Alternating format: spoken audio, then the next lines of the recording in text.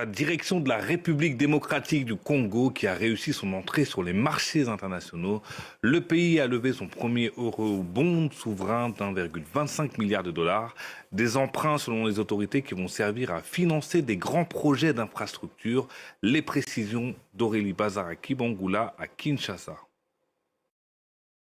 C'est une entrée historique de la République démocratique du Congo sur les marchés financiers internationaux. Ce sont les mots du ministre des Finances qui a annoncé lors d'une conférence de presse que le pays a émis ses premiers eurobonds.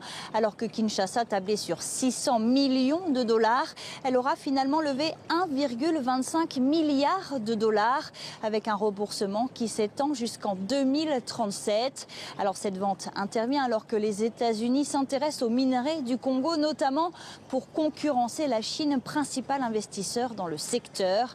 Mais pour les autorités congolaises, c'est aussi le signe que le pays a entrepris les bonnes réformes pour améliorer la gouvernance et être vu comme un emprunteur crédible. Même nos conseillers n'arrivaient pas à réaliser que la République démocratique du Congo, ce pays qui est décrit comme simplement celui où il y a la guerre à l'Est, peut être en mesure d'attirer autant d'investisseurs.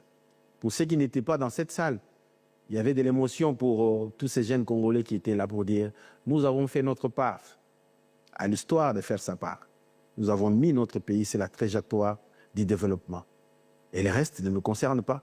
Nous avons créé un précédent pour que ces pays ne soient plus les mêmes. » Le ministre l'assure, les fonds serviront à financer des projets bien précis, comme la modernisation de l'aéroport de Kinshasa, la réhabilitation des routes stratégiques de la capitale ou encore améliorer l'accès à l'électricité dans la province du Katanga. Des mécanismes, explique le ministre, ont été mis en place pour garantir la bonne utilisation de ces fonds. C'est une nouvelle étape dans la restitution